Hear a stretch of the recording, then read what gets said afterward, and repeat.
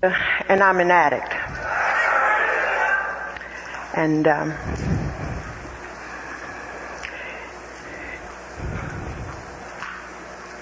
there's something that you can do to help me. And I hope you don't mind my sitting down, but I know if I stand too long, I probably will fall. But I would like for you to just touch someone's hand and say, I place my hand in the palm of your hand because I care. Everybody.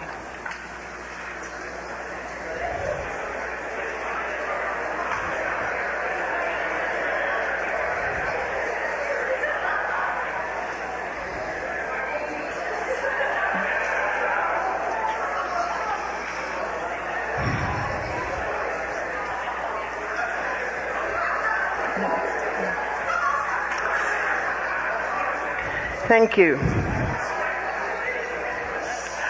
One of the things that I really know for sure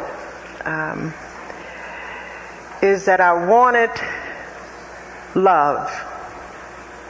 There was no mistake about that. I knew I wanted love. And believe me, it was not until I became a member of Narcotics Anonymous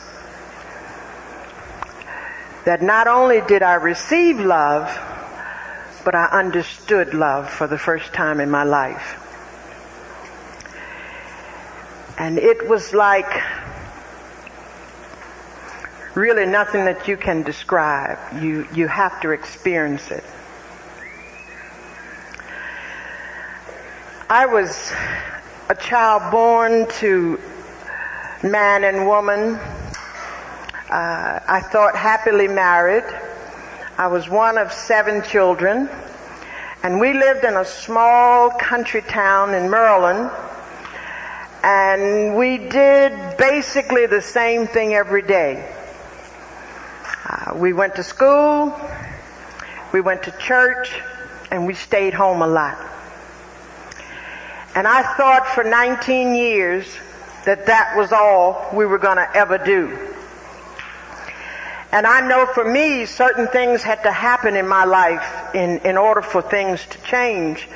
And what happened was that my mother and father decided after 20-some years of marriage, they no longer wanted to be together. I learned years later it was just my mother who did not want to stay in that marriage. I had been sent away to college, and I thought this was, a real special deal for me.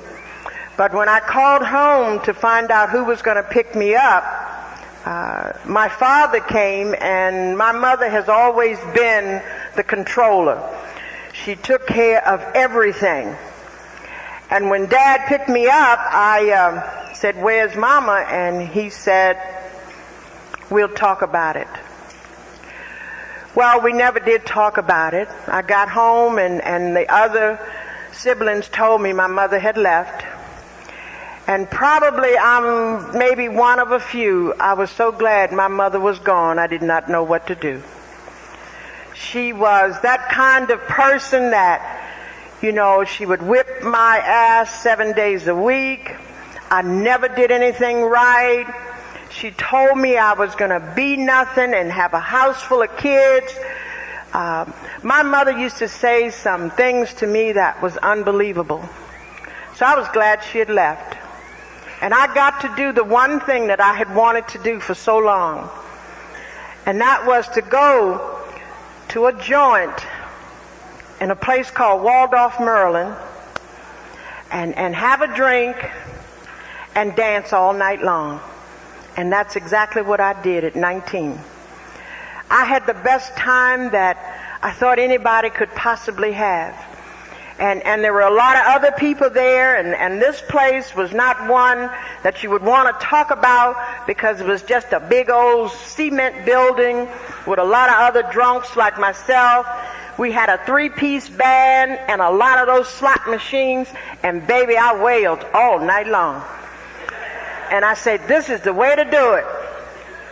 Well, I stayed in that little town about 2 years after my mother and father separated, and they decided that I could not stay there because they heard that I was doing things, but I really wasn't. The only thing I was doing was going to the joint. I decided to get me a job. I wasn't going to go back to school. But what they thought was that I was going out with boys, and I really didn't know how to do that. So they came back to this little town, and they brought me to Washington, D.C., where they lived. And I got a job at a place called Ben's Chili Bowl. And this place is in the red light district. And I thought, probably for someone like me coming from the country, this was almost like Hollywood. You know, the place was lit up real bright, and people stayed up all night long, and everybody seemed to be talking and smiling and just having a great time. And one night this guy walked in, and he was real neat. And he sit on one of the little bar stools in Ben's Chili Bowl. And he said the magic words, "Hi, baby."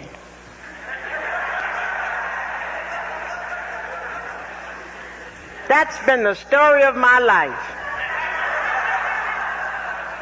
Guys saying, "Hi, baby." Well, I had no idea that it was going to be so much when it came to that "hi, baby." I had no idea about people using drugs or whatever. I really didn't. But he was so cool, you know. This guy could sit for hours, you know, and just do nothing. You know? And I thought that was cool. I could not sit for hours like that. And anything could happen, you know, and he'd still be sitting there. And this guy one day went to the bathroom in my mother's place, and I went to the bathroom because it was taking him so long, and just kind of opened up the door, and this guy was sitting there with a syringe in his arm. And all I did was close the door and went back to the living room. I really don't need to describe what happened after that. My using was all about feeling better because most of my life I was unhappy. I didn't feel good about anything. And one day somebody suggested to him, just give her a little bit of this stuff and it'll make her feel better. And I guarantee you, it did make me feel better. In 7 days, being as innocent as I was, I went to that man's stash and I used. And on the 8th day, I woke up sick as a dog. And I thought I was pregnant. And after we talked for about 5 or 10 minutes, we realized exactly what was going on. I had become addicted to heroin in 7 days. And of course, you get that usual, "I'll give you one more," and that's it. And of course, that road became so rocky, it was unbelievable. My years of addiction didn't carry me anywhere. I lived in a radius of about 12 blocks. And that's where I went for the next 15 years. From one end of that 12-block radius to the other end. But in between, there were so many relationships, there was so much lying, there was so much deceiving, there was so much agony and pain that even today I cannot describe to you how bad it really did get. And I'm not talking about going to jail. I'm not talking about losing a house. I'm not talking about, you know, the bank account. I'm not talking about getting beat up or whatever. I'm talking about that kind of emotional pain that will take you to your knees. Because one thing I couldn't forget And that is what my mother had taught me, what I had learned in church services, even though I didn't think it applied to me. And I began to feel worse than I was already feeling. My last night on the street, I was in the strip. I saw the right guy, and he just said, "Come on, baby." And I went into this room, and probably none of you have experienced this, but it was a dirty room. 5 other people was in this little dirty room. Rats, roaches, and whatever else you could come up with. And that night, I used, and I used, and I used, and nothing worked. When they talk about rude awakenings, that is exactly what I had coming into this program. I found out that no matter what, it just was not going to work anymore. And nobody in that room knew what to do. And I had to come outside of that room on a bright sunny day.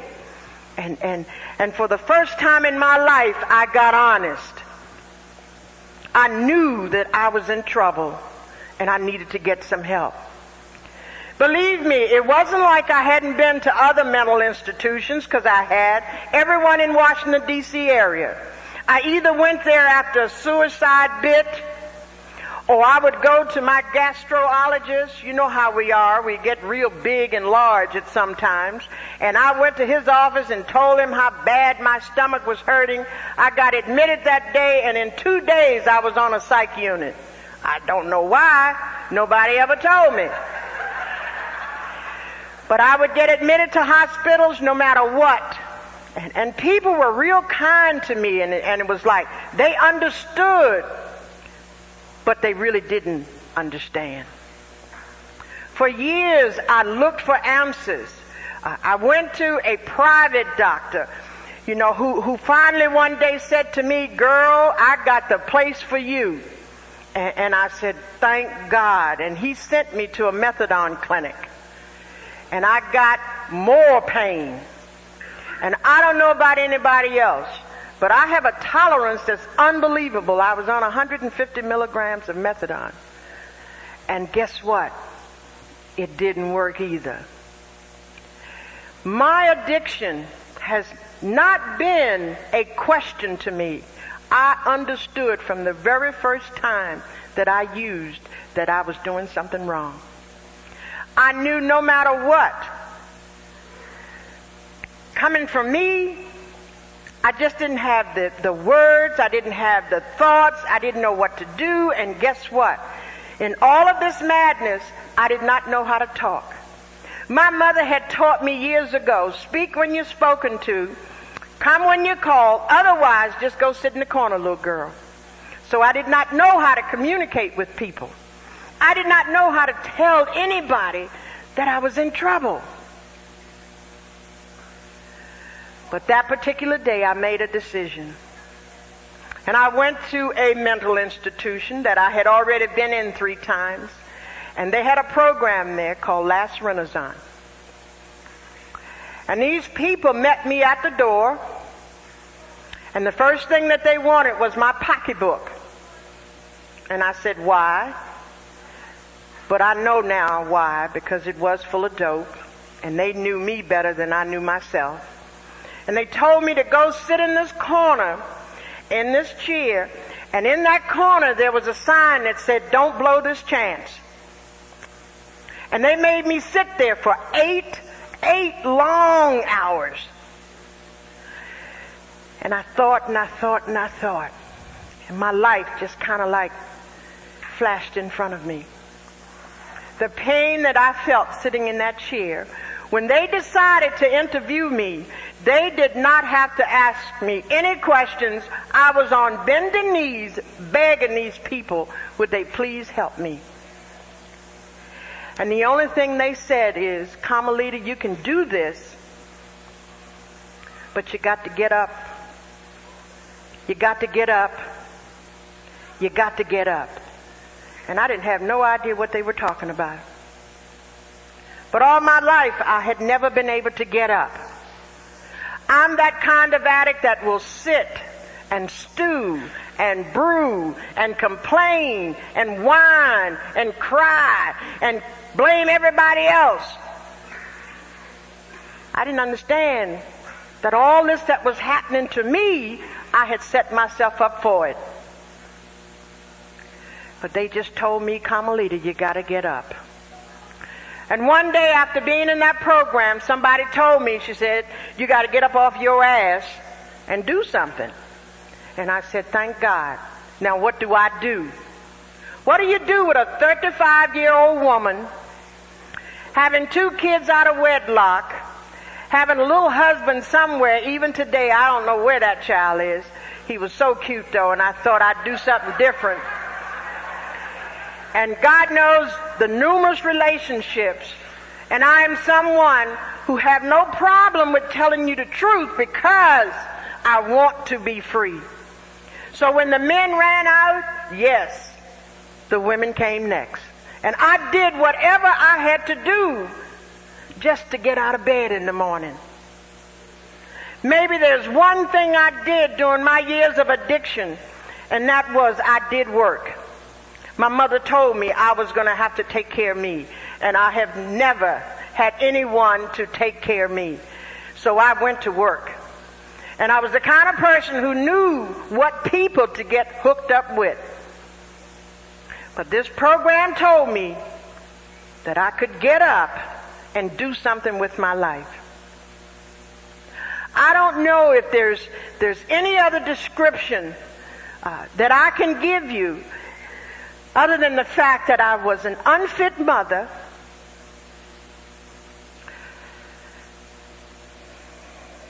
I was so ugly when I got to this program, and I'm talking about inward, that for years I had stopped looking in the mirror. I was someone that had no regards to her body and what I did with it. I did everything I had to do. I was someone who was able to bring 2 kids into the world, but immediately I gave those children to my mother. And the only thing I guess decent I did was not to go back and get those 2 children. The only thing I would do is just send money to her to make sure that she would be able to feed them and clothe them and keep a roof over their head. The person I had become is someone that I refuse to go back to being. I refuse to. And they told me that there was some things I could do, and the first thing I had to do was learn how to tell the truth. I'm not so much a person who would tell you a lot of lies. I just wouldn't tell you anything at all. And that's one of the worst lies that anybody could have in terms of making a mess of their life. I stayed in this place for 2 years, and I share with people. I actually have 20 years of clean time, but 2 in recovery. Because I spent 2 years in that place. And I kicked and I scratched and I got angry. But one thing I did, I stayed there and I made a decision in that program that no matter what, I was not going to leave. And they would try. They would thin us out. They would have marathons that last for a whole weekend and shout and cuss and whatever else they had to do to us. But I refused to leave. And maybe this was my first step in that program. When I came out of that program, I did not know where to go, what to do, but I got a place to live. I did not go to get my kids, and I made every effort I could to get back to that place every night and then come home just in time enough to go to bed. I finally found a job in a place where I'm still working today, and that's at the VA hospital in a drug-free program. And in that program, this guy walked up to me one day and said, "Carmelita, are you an alcoholic?" And I never answered the question. He said, "Come on, I want you to go to this meeting with me."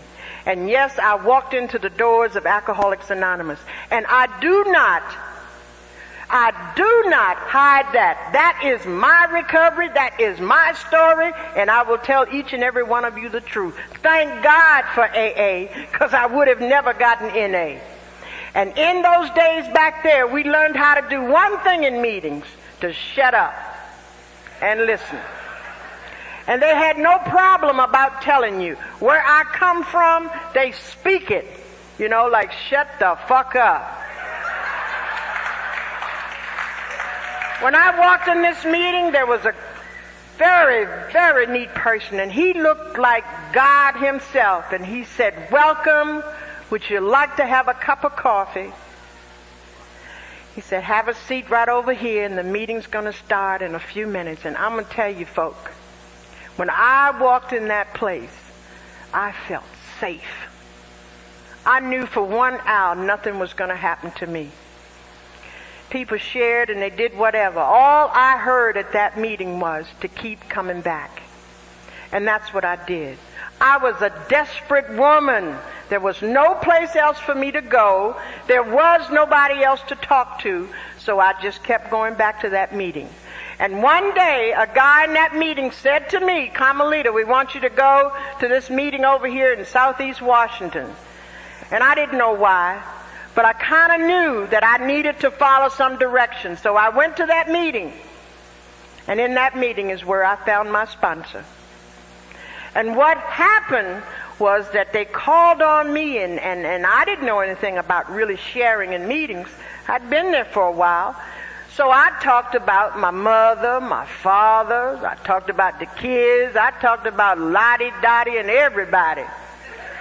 And this woman spoke right after me. And she said something that was so clear. She says, Carmelita, none of those folks are here. You are. So why don't you just start talking about you? But in the meantime, let me share my experience with you. And this woman talked about the degradation. She talked about the pain. She talked about being in alleys. She talked about being abandoned. And it seemed like to me, I don't know about anybody else, but this woman was talking, and I'm telling you, I just said, oh God, you know, like, help her. And the next thing I knew, this woman was talking about the blessings of God. And I said, how in the world do you make that type of transformation? You know, I had known nothing but pain and agony all my life. And immediately when she stopped talking, I said, you're going to be my sponsor. And she said, I'll be your friend. And I'm going to tell you something, ladies, especially ladies. I don't have no problem with that. I do not have any problem with anyone who knows more than I do. I do not have the problem of being jealous of women in this program, you know, being envious, resenting them. Baby, just let me introduce myself and you tell me how you do or how you get whatever it is you got. And to me, I've been able to do that. When I came here, I was heavy as always. You know, I was very much a plain Jane, and I hadn't been anywhere. And women taught me how to go to the beauty salon. The beauty salon. They taught me how to sit and get me a pedicure and get my nails done. They taught me about what kind of clothes to wear. And I had no problem with that. I did not come in this program to sit and tell myself some more lies and try that competitive thing, because I knew it wasn't going to get me anywhere. In these meetings that I went to, my sponsor was that kind of person who took me to meetings. She said, if you get to the meeting, we'll take you home. She would call me early in the morning saying, good morning, sunshine. 5 o'clock in the morning. She would call me at 12 noon and say, turn on your radio. There's a station you need to listen to.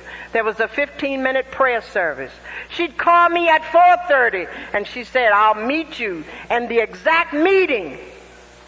And that's what I did. And you know what that is, folks? That's called following directions.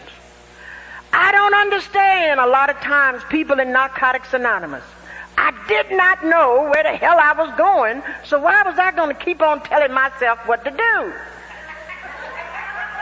This woman took the time to share.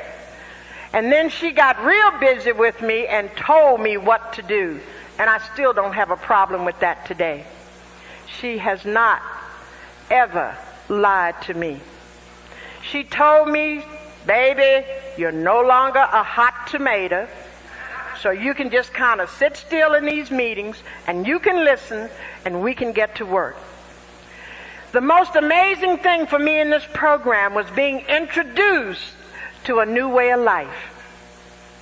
And that's in those 12 steps. They talked about unmanageability and powerlessness. Folks, I knew that was the truth. You know, I was always the last one who came in at the race. I was always the little kid that was so dirty and just didn't take care of herself.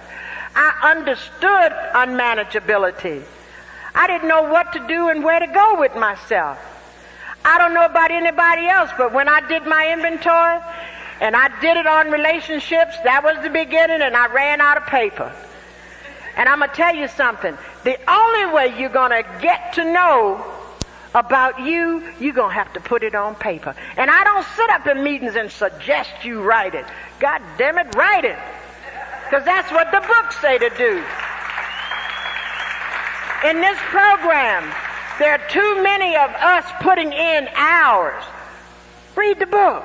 It says, get your pad and a pencil, a quiet place, say a prayer, and get busy. And that's exactly what I had to do.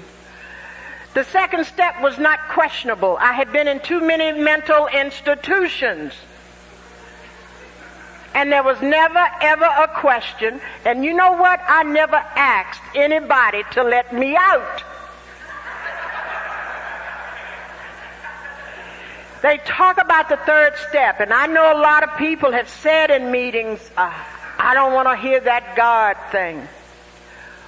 Well, I don't think you're going to get here without having had that kind of contact. Believe me, we do not get here because somebody sent out what? A mail order or a telegram or whatever. They said birds of a feather flock together, and we know exactly how we got here. And it was only through the grace. I am not, you are not supposed to be here if you got and I got what we deserved. I would either be in the penitentiary right now or in the graveyard. So I did not question the grace. The problem I had was being able to share that. Being able to go to somebody and say, hey, I'm scared to death of God, thunderstorms, and a few other things. But this sponsor was that person that I could sit and talk to. She would take me to her house most of the time. And of course, we'd sit up there and watch those movies, you know, those pornography movies. And we'd eat chicken, and sometimes we'd talk, and sometimes we really didn't have to. It was almost like the message was coming right on through clear to both of us. This woman spent every day of her life and my life for 2.5 years. I did not go a day without seeing my sponsor. And it wasn't that we lived close, but the kind of commitment that we made, it was about getting better. And I knew the dope fiend that I was. And in Washington at that time, they called us junkies.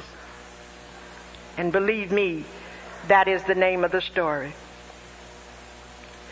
When we got busy with the fourth step, and I've shared this, my sponsor said, no, you cannot do the fifth with me. And I said, why, Doreen? She says, Carmelita, because I tell my business, I'll tell your business, and anybody else's business. So I respected my sponsor, and I did go to someone else. And I happened to go to a man who I had known years and years ago. And I'm glad that I took my fifth step with him, because that's how I began to relieve myself of those shame issues. I don't know about other women, but I do not want to live that lie in this program. So I was able to share with him. And the only thing that he did was identify with me. And you know what? We are more alike than unalike. It doesn't make any difference about our sex. I have learned in this program from people like Donald, people like Doreen, that there is a place for me. I understand now that there is a special gift that God has given each and every one of us. And in during my fourth step, what I needed to do was to find out what was wrong with me and pull all that garbage out so I could really get down to what I'm really made of. And I learned in my fourth step and during my fifth step, I was an angry person. I knew that I was angry. And for so long, I didn't know how to express it. I didn't even think I could express it. But in that program I was in, believe me, you got good and angry in that place. And I learned how to express my anger. I also understood the exact nature was fear in my life. I've been afraid of everything. You know, you just don't know. And I've tried to share with the ladies. I had not done anything. I hadn't been anywhere. I would not even attempt to come to a place like this.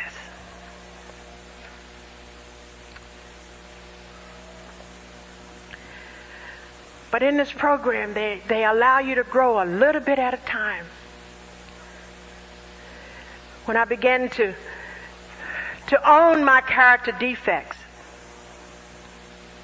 I didn't have any problem with getting on my knees and saying, God, please take them one at a time, two at a time. Because the only thing that my character defects had ever brought me was misery. Some people say they don't want to get rid of lust. They don't want to get rid of their anger. Well, you keep it. I don't want it. What I have, it gets me to and from. It gets me everything that I've ever dreamed of. And one of the things that they tell us in this program, you cannot keep it until you share it. And that's what I do. My 8-step list was good and long, but I left one off, and that was myself. I didn't think I deserved. And yet I had people in that fellowship that told me, Carmelita, you deserve happiness. My sponsor always said, happiness is not at the end of the road, it's along the road. And I began to understand that. The miracle in Washington was that my sponsor, myself, 2 other guys, one a parole officer and another junkie, we wrote to California, got that white book, and started the first NA meeting in the Washington area, and I didn't have no problem, ain't got no problems now. I have situations.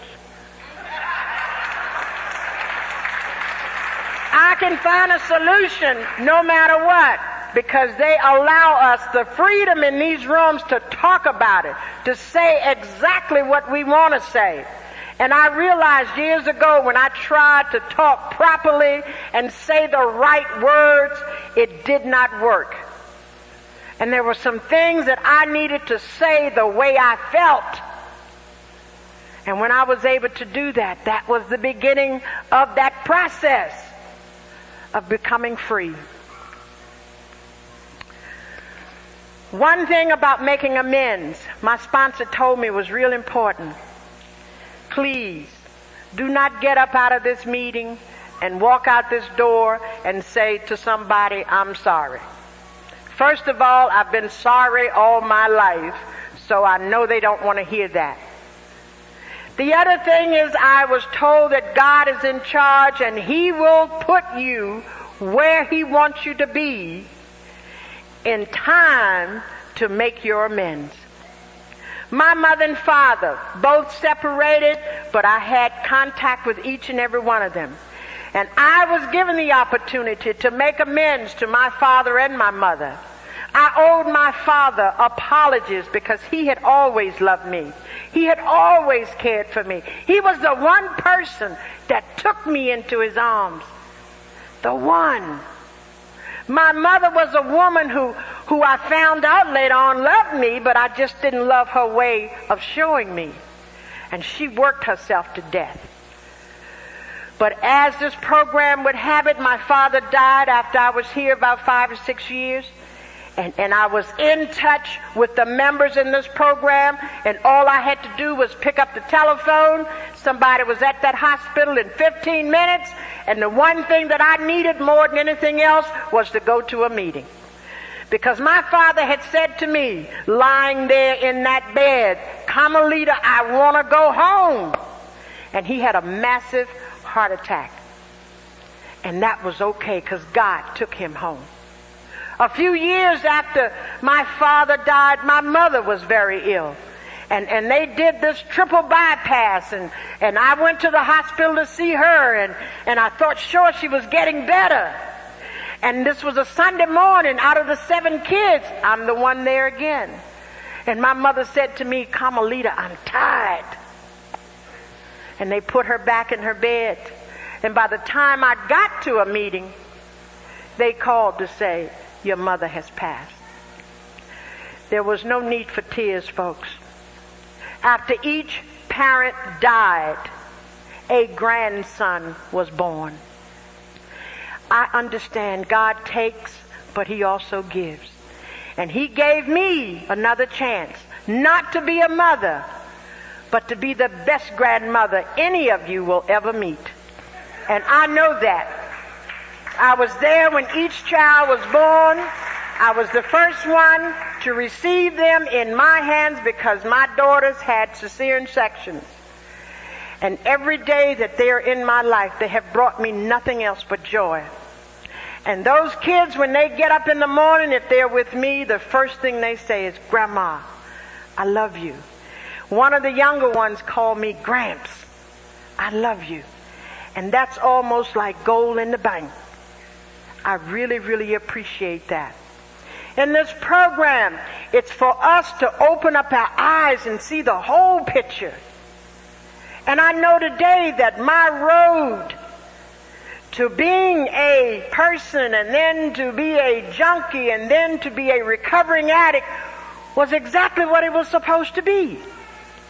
I am grateful today that I'm an addict. I would not have been able to know what I know today. And in this program, I have been able to educate myself. And I'm going to teach you how to treat me. I am no longer that doormat. Nobody's going to walk over me. Nobody's going to disrespect me. Nobody's going to do anything other than to love me, because that's what I'm going to do to you every day of my life. And I have no problem with reaching out and loving other people, because that's the real story. That's the unselfish story. In this program, they tell us to continue to take inventory. And when we wrong, promptly admit it. You have the right to be right.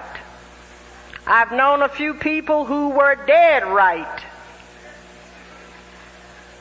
Y'all will get that tomorrow. What I have learned in this program is exactly what I live. It's no longer a question about what I'm here for or what is it I'm supposed to be doing, because I know now. In those hours in my early recovery when I would sit and they say sort through prayer and meditation, what that means is there's no clarity. There is nothing up there that probably makes any sense. I'll say to you, as I said earlier today, they told me in this program I did not have to think. And I really, really don't. I ain't up here sorting for nothing. I'm really, really not. Believe me, my head got me into all the trouble, all the pain, all the agony that any one human being could get into. Today I believe in the God of my understanding. I believe in people like you who have been placed into my life. And that's how I live. The knowledge of God's will for me is simply this: When he wakes me up in the morning, I get the fuck up.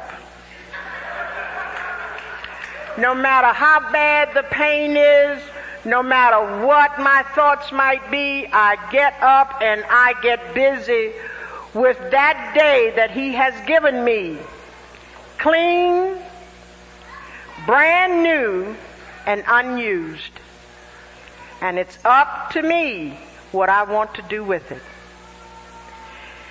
In our 12th step, they said, Carmelita, you got to share this message. I do not speak for Narcotics Anonymous. I only share with you my experience in being in Narcotics Anonymous. I share with you what has been shared with me by others in Narcotics Anonymous. And what they shared with me and what I do know today is that we do recover.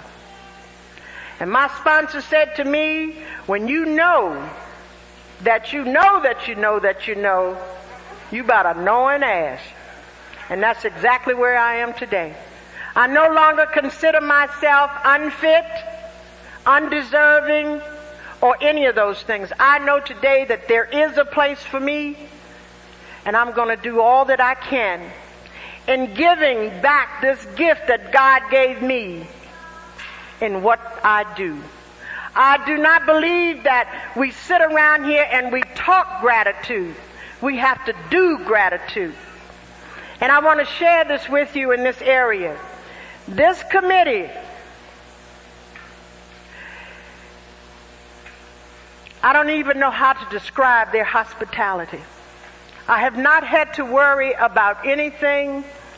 I was taken to the home of one of the members, and we had a great dinner. We had a good time talking. I got to meet the other speakers. The girls have all just been right there for me. They've walked me into the place where I'm staying. They've come in to get me. They want to make sure I have everything. And I'm telling you something, that's important in life. That is the way God says to me, Carmelita, you're okay. And I want them to know that I appreciate everything that they did for me this weekend. When you come from where I come from, this is absolute heaven. And some of us think that heaven is after we go. But I believe you experience everything right here. Heaven and hell. You can either make a decision and decide that you want to live, or you can stay where you are, and I don't mean physically. You can stay where you are mentally and continue that slow death. I'm going to live my life. I'm going to go wherever God will allow me to go. I have been able to deal with some of my fears and doubts. I've been able to deal with the things in my life that I didn't think I could. The job that I have will never ever pay me what I'm worth. But I'm going to tell you, I get it back in that kind of gold that no one can take from me. I have a couples group, and they gave me a surprise Mother's Day party. And you just would not believe.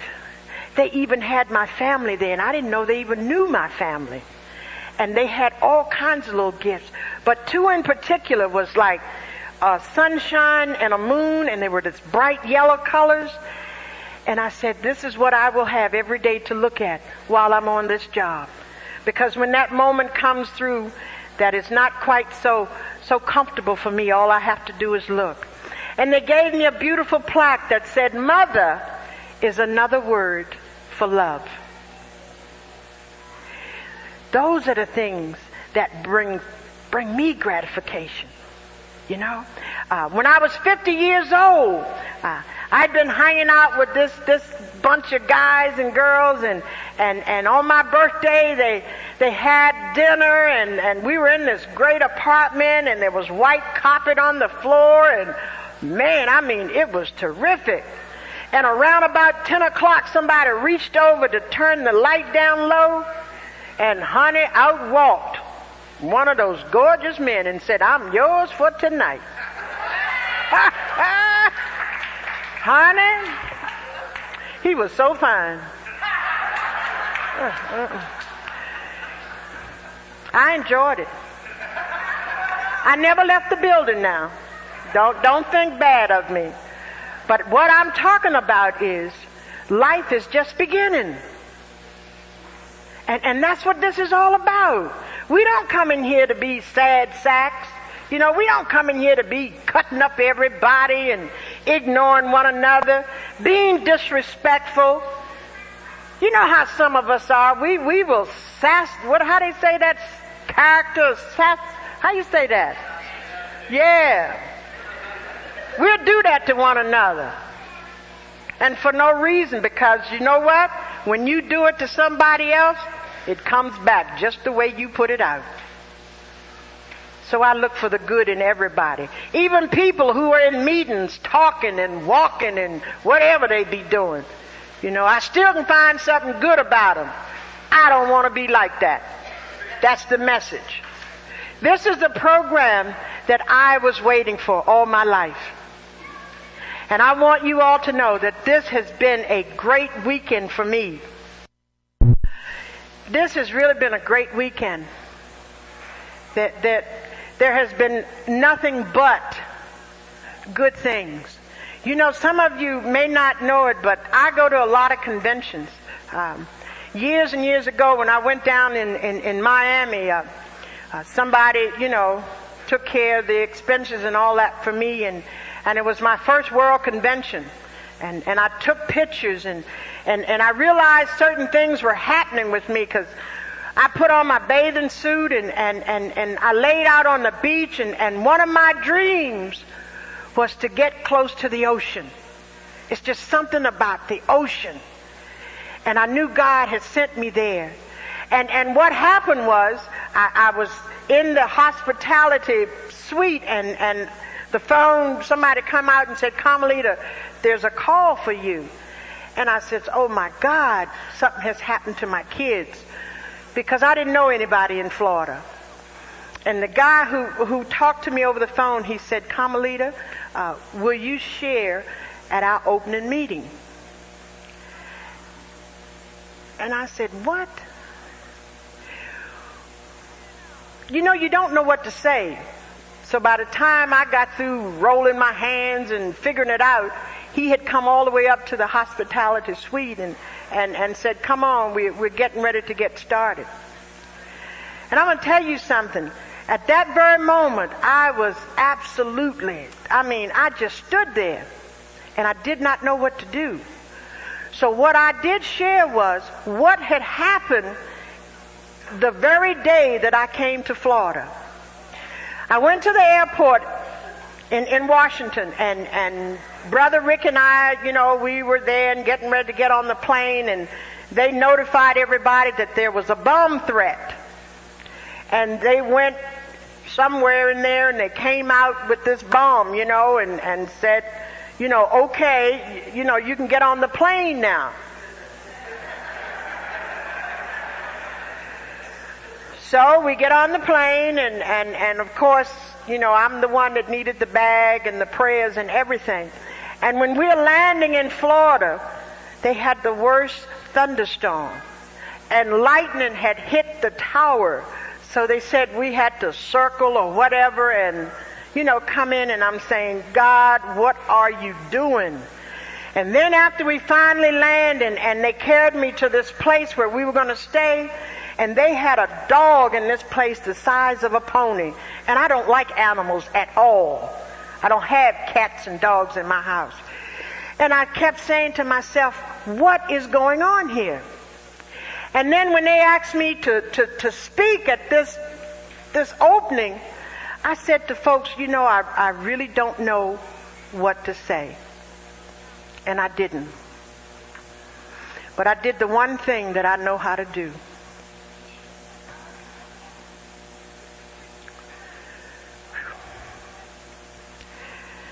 Because of you, there's a song in my heart because of you. My life has had its start because of you. The sun will shine, the moon and stars will say you're mine forever and ever to part. I only live for the strength and hope you give. It's heavenly to know you're so near. Because of you, my life is now worthwhile, and I can smile because of you. Thank you.